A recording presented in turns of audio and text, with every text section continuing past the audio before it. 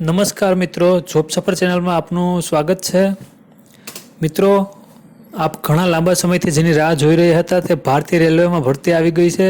જગ્યાનું નામ છે નોન ટેકનિકલ પોપ્યુલર કેટેગરી, ટૂંકમાં NTPC, જે ગ્રેજ્યુએટ ઉપરનું નોટિફિકેશન આવી ચૂક્યું છે અને ફોર્મ પણ ભરવાના ચાલુ થઈ ગયા છે।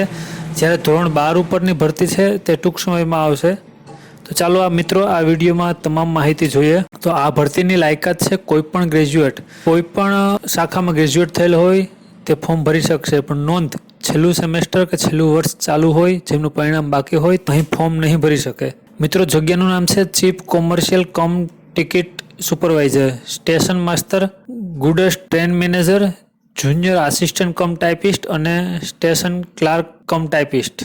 એમાં જગ્યા જોઈએ, ચીફ કોમર્શિયલ કમ ટિકિટ સુપરવાઇઝરની 1736 કુલ જગ્યા છે, જેમાંથી ગુજરાતમાં 157 જગ્યા છે। જ્યારે સ્ટેશન માસ્ટરની ઓલ ઇન્ડિયામાં 994 જગ્યા છે, તેમાંથી ગુજરાતમાં 71 જગ્યા છે। ગુડસ ટ્રેન મેનેજરની ટોટલ 3144 જગ્યામાંથી ગુજરાતમાં 244 જગ્યા છે। જ્યારે જુનિયર એકાઉન્ટ આસિસ્ટન્ટ કમ ટાઈપિસ્ટની ઓલ ઇન્ડિયામાં જગ્યા છે 1507, પણ ગુજરાતમાં કોઈ જગ્યા નથી। અને સ્ટેશન ક્લાર્ક કમ ટાઈપિસ્ટની 732 કુલ જગ્યા છે, જેમાંથી 44 ગુજરાતમાં છે। આમ ટોટલ જગ્યાની સંખ્યા જોઈએ તો ભારતમાં 8113 છે, એમાંથી ગુજરાતમાં 516 જગ્યા છે। મિત્રો, અગત્યની તારીખની વાત કરીએ તો ફોર્મ ભરવાની છેલ્લી તારીખ છે 13/10/2024, જે રાત્રિના 12 વાગ્યા સુધી ભરી શકાશે। અને ફી ભરવાની છેલ્લી તારીખ 14/10 રાત્રિના 12 વાગ્યા સુધી છે।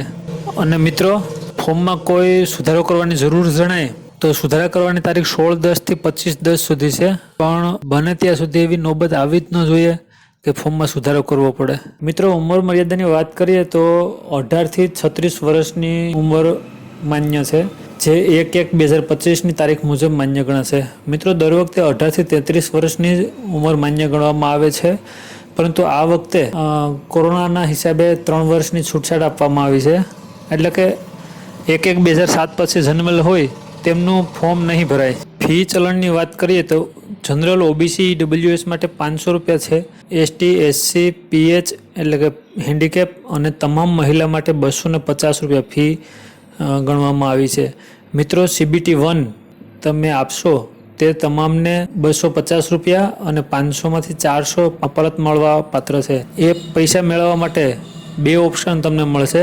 એક તો એ કે તમે જેમાંથી ચલણ ભર્યું છે એ જ ખાતામાં પૈસા મેળવવા માંગો છો, અથવા અન્ય જે લોકો બીજા કોઈનામાંથી ટ્રાન્ઝેક્શન કરતા હોય અને પોતાના એકાઉન્ટમાં પૈસા પરત મેળવવા માંગતા હોય તો તેમના માટે બેંકની પાસબુક પ્રમાણે IFSC કોડ અને એકાઉન્ટ નંબર નાખવા પડશે।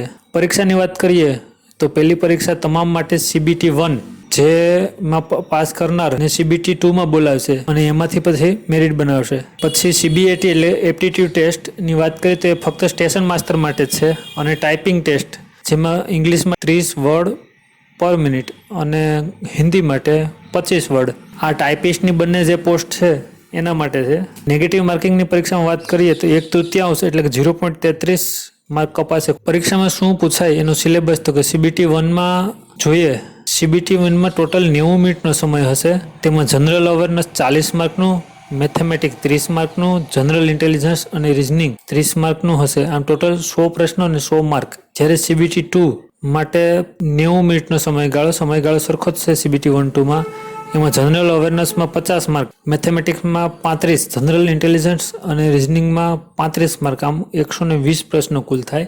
CBT 1માં 100 પ્રશ્નો છે, જ્યારે CBT 2માં 120 માર્ક છે। આશા છે મિત્રો કે તમને આ વિડીયો ગમ્યો હશે, તો લાઇક, કોમેન્ટ, શેર કરવાનું અને સબસ્ક્રાઇબ કરવાનું ભૂલશો નહીં। હેપી જોબ સફર।